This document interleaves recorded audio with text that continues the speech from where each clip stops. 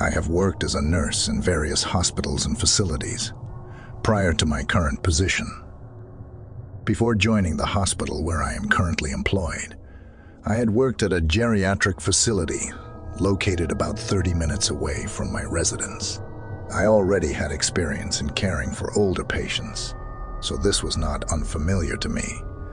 During my time at this hospital, which was only a few weeks, an incident occurred that I will now recount to you. It was on my second to last shift at this particular hospital, a night shift, which meant I had been running on very little sleep. This was the beginning of an unsettling chain of events. I had been assigned to work in the Alzheimer's ward, where the patients had a fondness for my presence. As a young woman in her 20s, I provided a sense of connection to the present for these residents who often drifted into their own thoughts. One patient, Lena, stood out as particularly restless that night. It was my first encounter with her. Every time I entered her room, she would share her distressing experiences of hearing voices and seeing a man dressed in black lurking in the corner. Another patient who shared the room had requested her curtain to be drawn, hoping to keep Lena at a distance. This second patient, while sweet and smiling in my presence, was quiet and forgetful. My shift started at 9 p.m., and most patients were asleep by 11 p.m., but Lena remained awake and increasingly agitated. She spoke of the ominous voices and the man in black with fear. Although I found her accounts unsettling, I understood that she was genuinely frightened. Despite my unease, I endeavored to comfort her and guide her towards a sense of calm and sleep. I refrained from using the television to maintain a peaceful atmosphere for the other patient. I held Lena's hands and reassured her that she was not alone, urging her to relax and breathe. My presence seemed to help, as she eventually calmed down and fell asleep. As the night progressed and most patients dozed off, time seemed to move at a crawl. However, as I was in the linen room restocking my cart, an unexpected sound caught my attention. The room was silent, the door closed, and the noise was out of place. I turned but saw nothing unusual, so I resumed my tasks. Then, a sensation akin to a hand on my shoulder startled me. I whirled around, screaming, but there was no one there. The room remained empty, despite the distinct sensation of a large hand gripping my shoulder.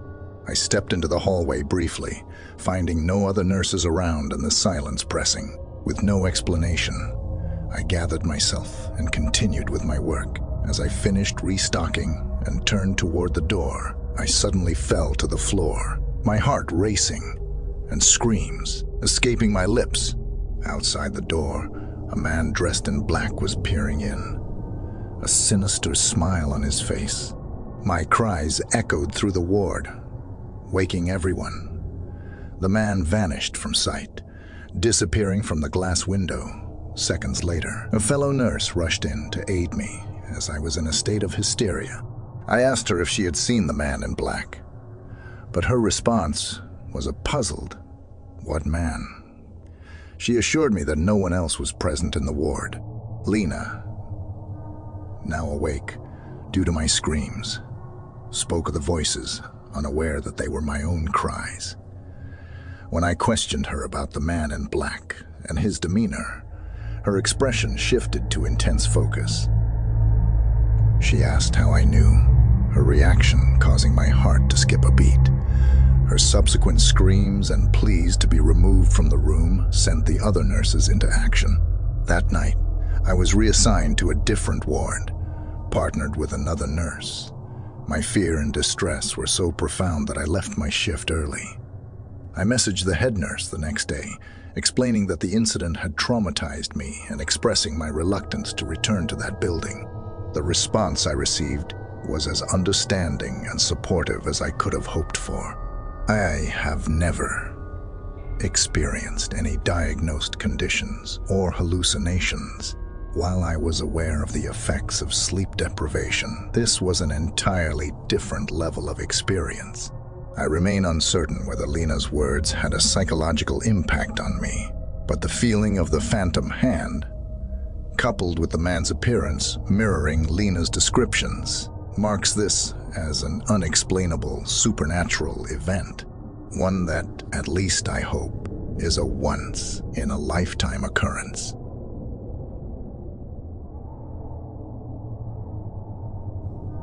Three years ago, I contracted bacterial meningitis while residing in South Florida.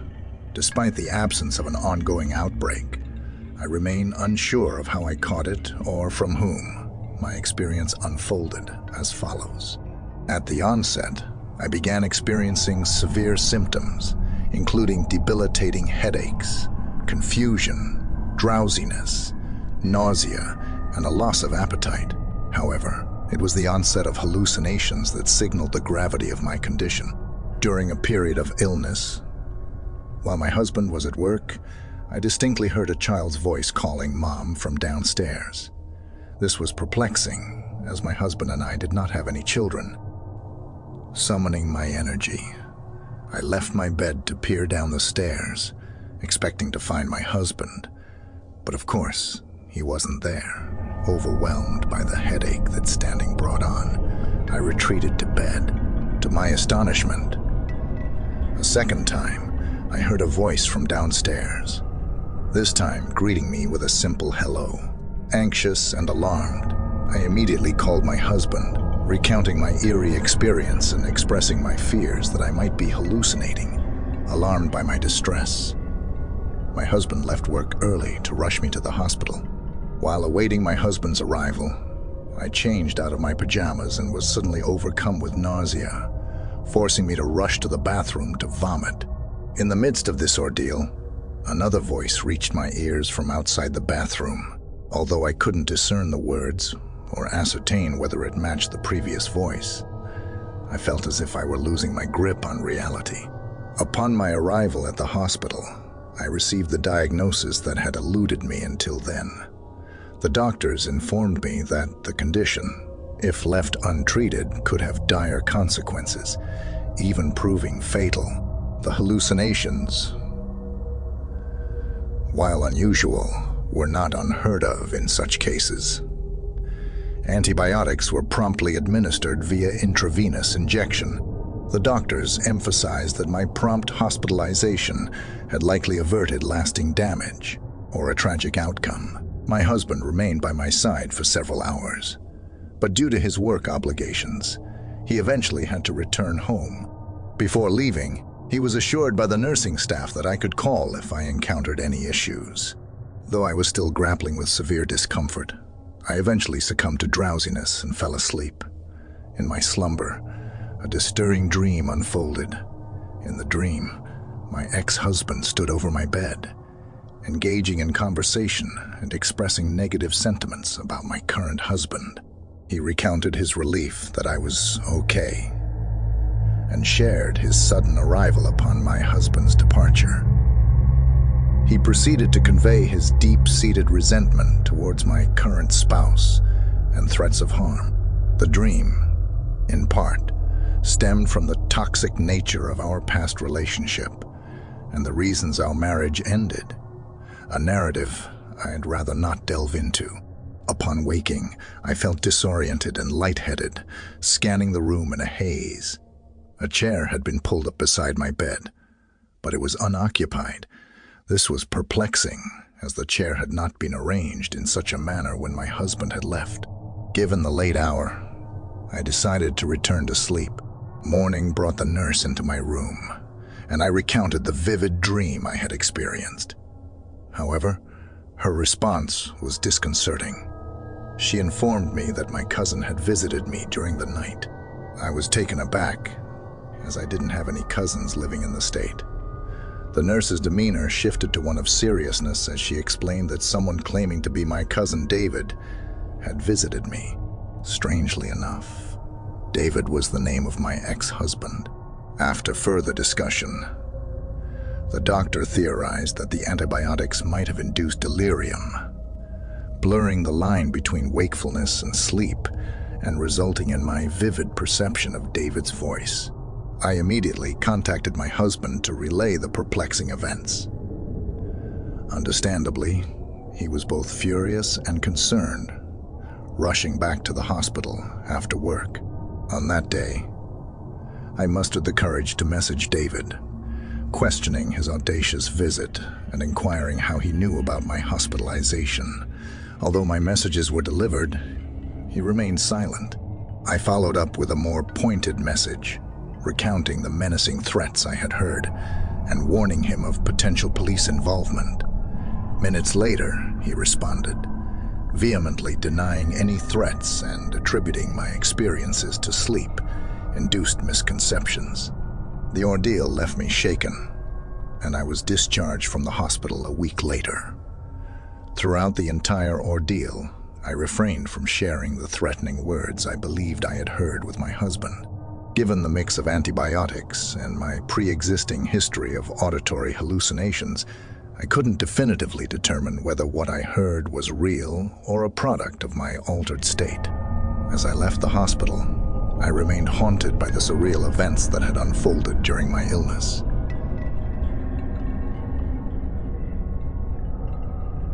Once, I matched with a girl named Francesca on Tinder, and we've remained friends to this day. Right from the start, she seemed cool, with a sleeve of tattoos on her left arm, striking red highlights in her hair, and a profile that mentioned her passion for working out. One of her pictures showcased a rooftop with an incredible view, taken atop an abandoned hospital on the outskirts of town. She described it as a cool spot to explore at night, and claimed it was fairly easy to access, despite the occasional presence of a lone police officer patrolling the large parking lot. Francesca proposed the unique idea of making this abandoned hospital our first meeting point, an unconventional choice compared to the usual "let's get drinks." Intrigued by the prospect and finding Francesca interesting, I eagerly agreed. I picked her up from her house, which was a short 10-minute drive away, and then we headed for the hospital, a 20-minute journey that gave us ample time to chat and become more comfortable with each other's personalities. Upon reaching the hospital, Francesca directed me to park on a quiet dead-end street, concealed by tall bushes, a mere 5-minute walk from the hospital's entrance. We crossed a small barrier between the road and the hospital's parking lot and jogged towards the entrance. Following her lead, we navigated through the grass to a broken basement window, the entrance she usually utilized. While it seemed eerie, I had willingly signed up for this adventure, and I was grateful for wearing worn-out jeans as Francesca had suggested, knowing that I would likely tear them on something. Equipped with our phone flashlights, we ventured into the darkened hospital. Francesca appeared well acquainted with the layout, confidently leading us to the staircase that would take us to the upper levels. However, the experience of being alone with another person in such a place at night was quite unsettling, and little did I know how much more unsettling it was about to become. While on the first floor, Francesca's loud talking made me nervous, as I worried it might attract unwanted attention. Somewhere down the corridor, we heard a door opening or closing, and the sound reverberated towards us. Francesca fell silent, and I followed suit. In a hushed whisper, I asked if it was normal for others to be in the building, to which she replied that it happened occasionally, but was not common. In an attempt to remain inconspicuous, we turned off our flashlights and waited in darkness. Suddenly, a loud bang occurred much closer to us, and in response, we quickly and furtively moved. I followed Francesca, our visibility limited. Eventually, we reached the stairwell and ascended with our flashlights on. Feeling a few levels higher was safer, we resumed talking in normal tones. Francesca assured me that the police rarely ventured into the area, suggesting that the source of the noise might have been fellow explorers. However, it was odd that no other flashlight had been visible in that corridor, as anyone moving around in complete darkness was highly unusual. Subsequent events intensified our unease. We heard sounds emanating from the exit stair shaft where we had recently been. Someone was climbing the stairs, and without hesitation, we fled.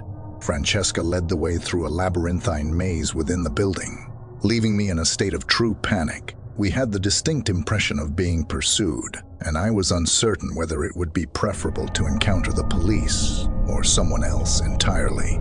Francesca guided us to a small outdoor spot where we took a moment to catch our breath. However, the ominous feeling of being followed lingered, dampening our experience. Our usual confidence was overshadowed by the unsettling presence we sensed.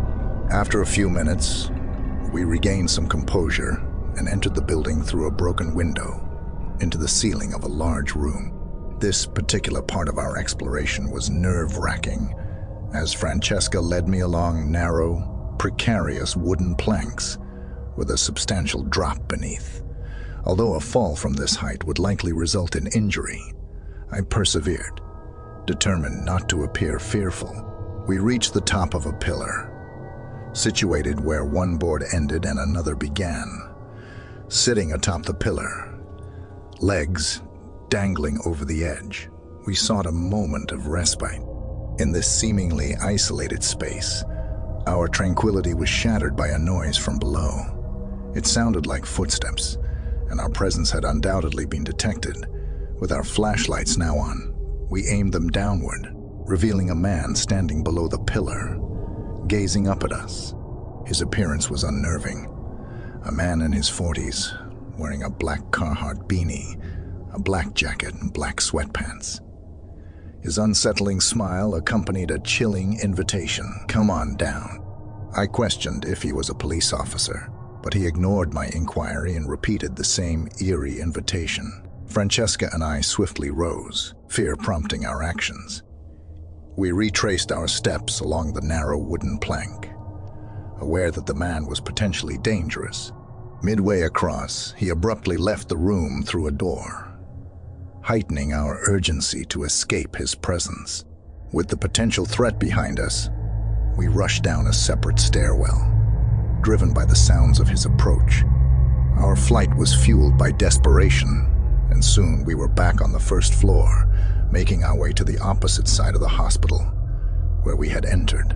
Once more, we accessed the basement and climbed through the broken window, each movement marked by heightened anxiety.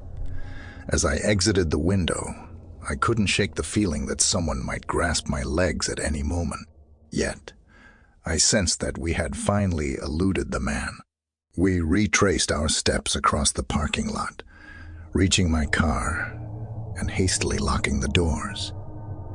We breathed sighs of relief, both of us overwhelmed by the nightmare we had narrowly escaped.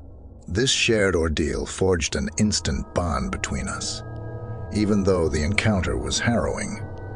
Driving away from the hospital, we stopped at a Wendy's to eat and gather our thoughts in the safety of the car.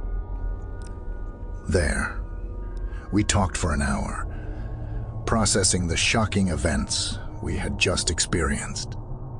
Eventually, I dropped Francesca off at her house. Over the years, Francesca and I have maintained contact. While our relationship was briefly romantic, we ultimately decided to remain good friends. Neither of us ever ventured back to that abandoned hospital,